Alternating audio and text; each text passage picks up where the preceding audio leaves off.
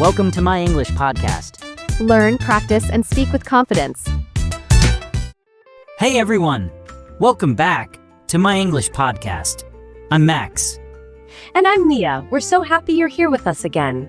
Today we're talking about something that has helped us both in a big way, not just in learning English, but in getting real things done in life. It's one of those ideas that sounds simple, but when you actually do it, it changes everything. We're talking about deep work and focus. That means choosing one important task and giving it your full attention. No distractions, no multitasking, just real, focused time. In a world full of pings, notifications, and endless scrolling, deep focus is becoming a superpower. So true. And if you've ever sat down to study English, only to end up on YouTube or checking Instagram after 5 minutes, you're not alone. We've all been there. But what if we told you that with just 1 hour of deep focused work each day, you could make more progress than most people make in a whole week? That's what this episode is all about. And to guide us, we've got our amazing coach and favorite person, Mrs. Tina. Hi, Mia. Hi, Max. And hello to all our lovely listeners. I'm really excited about today's topic because deep work is one of the best habits you can build, not just for learning English, but for creating the life you want. Let's jump right in. Tina, can you explain what deep work actually means? Sure. Deep work means working on something important without distractions for a long, focused period of time. You're not checking messages. You're not switching between apps.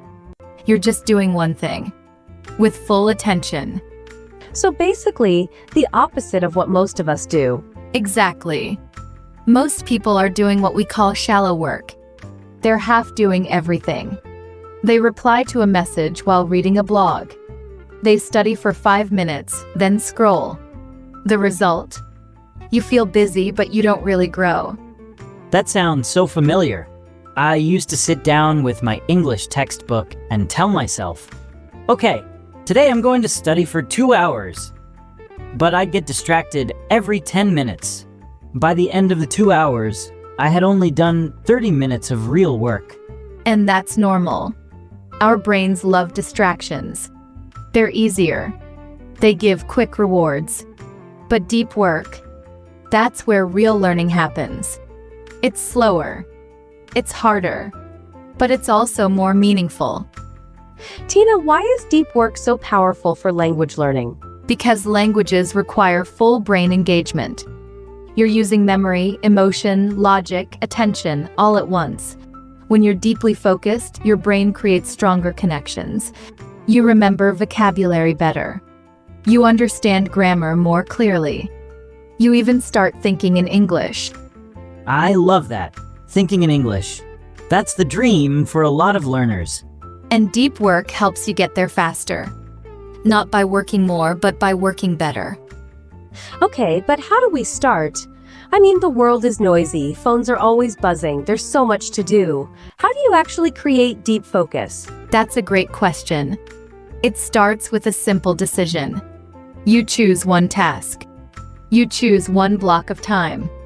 And you protect that time like it's your most important appointment. So let's say I want to practice English listening for 30 minutes.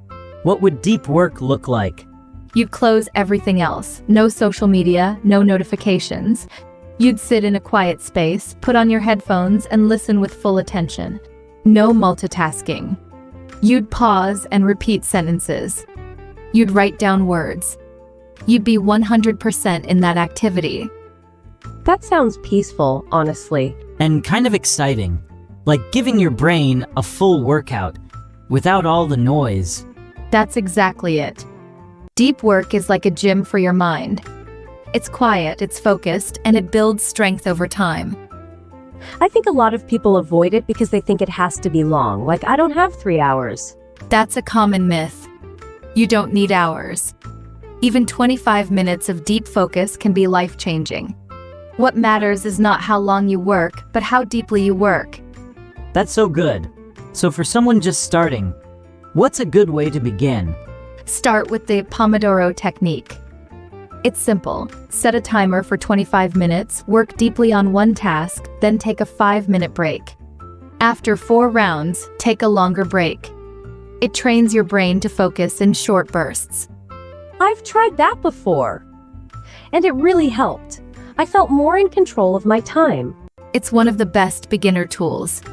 And once you get used to focusing for 25 minutes, you can try longer sessions, maybe 40, 60, even 90 minutes. And this works for any kind of English practice, right? Reading, writing, speaking? Absolutely. Deep work can be used for writing essays, recording yourself speaking, reading a story out loud, or even reviewing vocabulary. The key is one task, one block of time, full focus. I feel like this also helps with confidence. When I do something deeply, I feel proud afterward. Me too. It's like you've finally finished something, and that feeling pushes you to keep going. Okay, let's be honest. What if I try to focus and I fail? Like I get distracted 5 minutes in. That's okay. It happens to everyone. Don't get upset. Just notice it and gently bring your focus back. Think of it like exercise. You don't get strong in one day. You show up, you train, you rest, and you improve. I love that. No guilt. Just practice. Exactly. Deep work is not about being perfect. It's about being intentional. I think I want to try a 25-minute English challenge after this. Maybe write a short story or listen to a podcast without touching my phone. I'll do it too. Maybe read a news article and highlight new words. That's wonderful. And here's a tip: before you begin your session, tell yourself why it matters. Say it out loud. I'm doing this because I want to grow. That little reminder keeps you connected to your purpose. That's so powerful. Purpose gives focus a heart. All right, challenge accepted. One task, one block, full focus. And if we mess up halfway and get distracted? You simply begin again. The brain is like a muscle. It doesn't grow by doing everything perfectly. It grows by trying, failing, and trying again. That makes me feel better already. I've always thought, if I lose focus, I've failed. But maybe losing focus is just part of the process. It is. What matters is how gently you bring your attention back. No guilt, no pressure. Just kindness and consistency. I think I've been a little hard on myself when it comes to focus. Like, I sit down to study English, and then I get distracted and feel bad. But now I'm seeing it differently. It's not about being perfect, it's about returning to what matters. Exactly, Mia. That's the heart of deep work. It's not about forcing yourself. It's about choosing to return again and again to something important. That feels peaceful, honestly. Like I'm in control of my time, instead of my time controlling me. It's like saying, this moment is mine, this block of time belongs to me. And when you treat your time with that kind of respect, it changes everything. You stop feeling rushed. You stop comparing yourself. You stop trying to do 100 things. You just do one thing well. And that one thing could be anything. Writing a paragraph, reading an article, listening to a story in English. That's right. In fact, I suggest creating a small deep work menu just for your English practice. For example, write a journal entry for 30 minutes. Read and highlight a short news article. Listen to one podcast episode with no distractions. Review 20 vocabulary words using flashcards. Watch a short English video and write a summary. I love that. It's simple but so effective. And it gives you options based on your mood or energy level. Yeah, sometimes I don't have the energy to write an essay, but I can definitely do 25 minutes of focused listening. That's the beauty of deep work. It's flexible. You don't have to push hard. You just have to be present. Tina, how many deep work blocks do you think someone should do in a day? For most learners, even one block a day is powerful. Just 30 minutes of true focus every day adds up. Over a week, that's 3.5 hours. In a month, it's 14 hours. In a year, that's more than 7 full days of pure growth. Wow, I never thought of it like that. That makes me want to get started right now.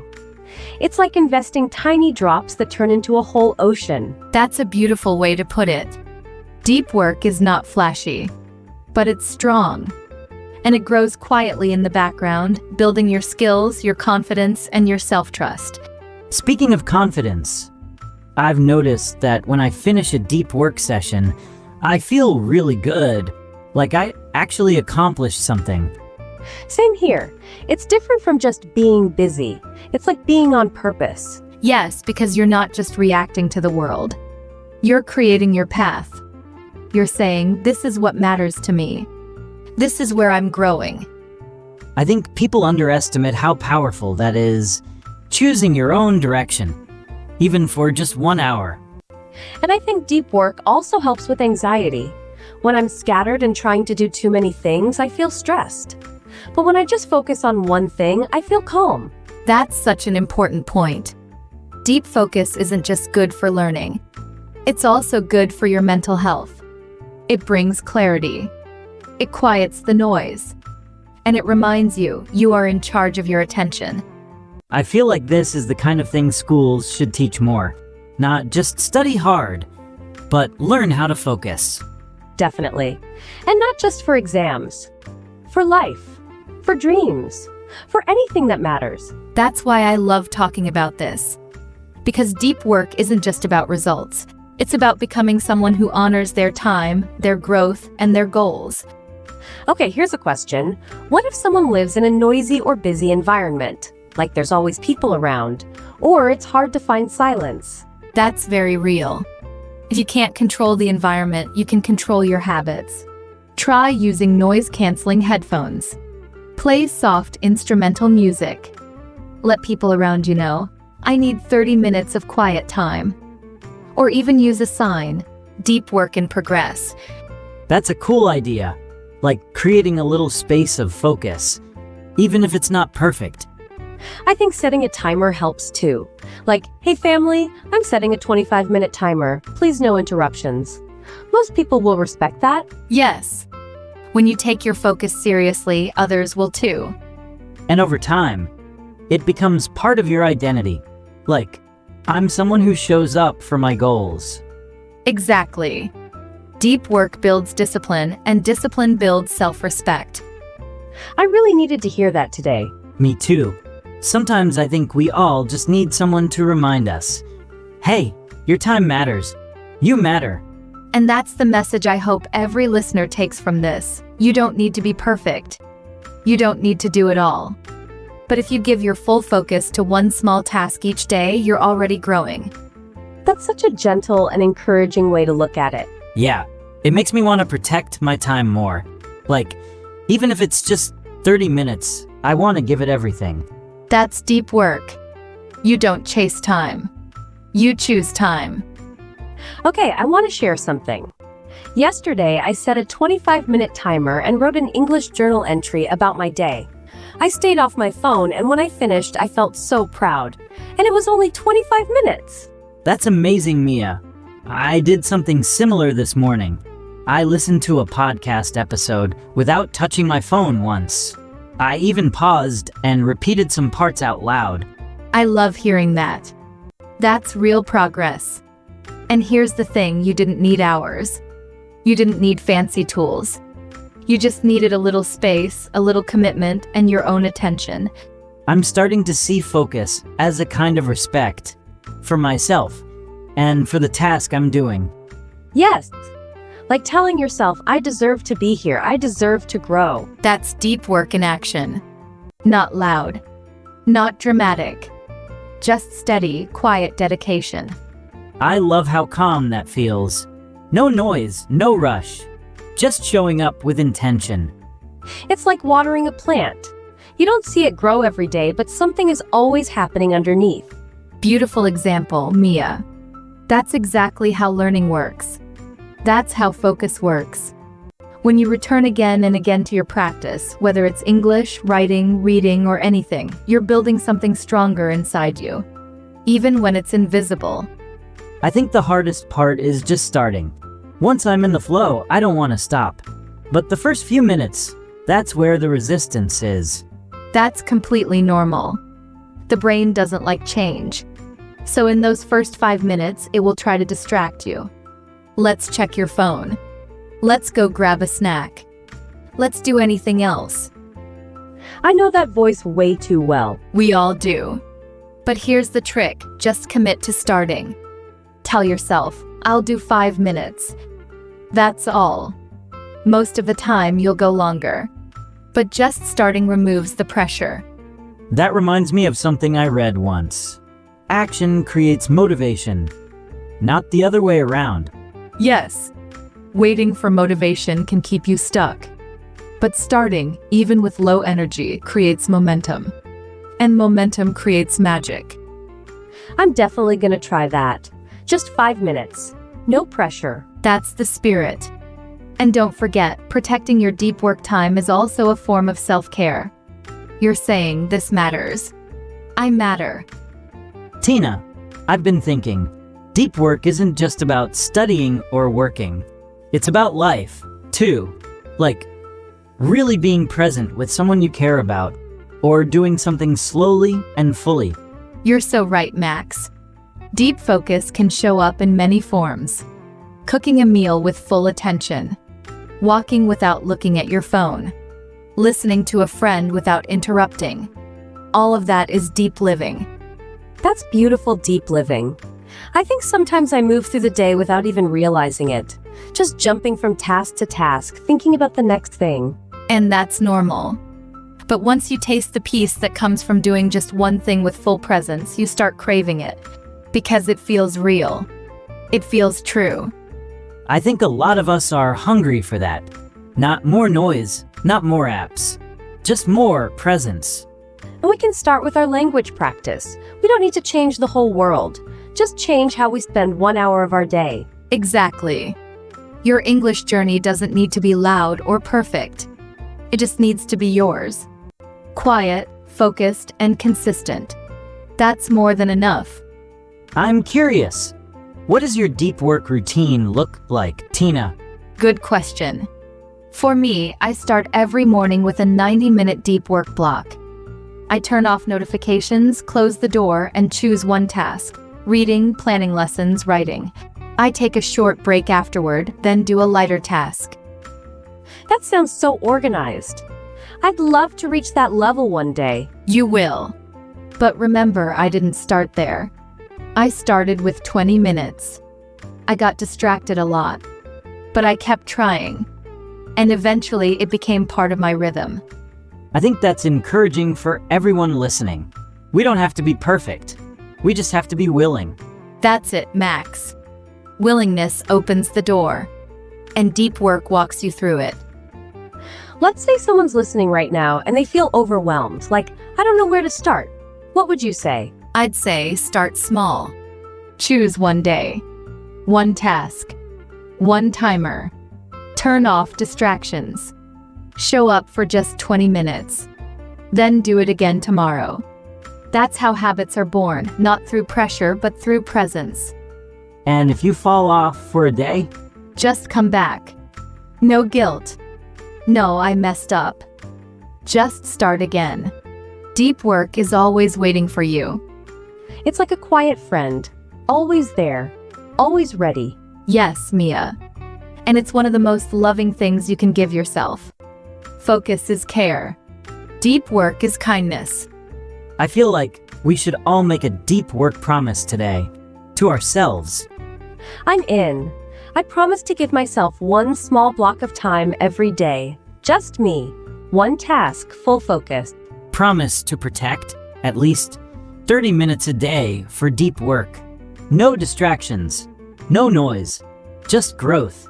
And I promise to keep cheering you both on. Because every quiet moment of focus is a step forward, and I believe in both of you. To everyone listening, join us. Make your own deep work promise, even if it's just 10 minutes. Even if it's just today. That's how transformation begins. And remember, deep work isn't about being perfect. It's about showing up. It's about choosing to care. And it's about creating a space where learning, growth, and peace can live together. All right, friends, that brings us to the end of today's episode. We hope this talk about deep work has inspired you to slow down and focus on what matters. And if you enjoyed this episode, don't forget to follow my English podcast. We're here every week with calm, helpful, real conversations that help you grow your English and your life. And hey, if you're listening while doing deep work, we're proud of you. You're doing something amazing. We'll be right here for you every step of the way.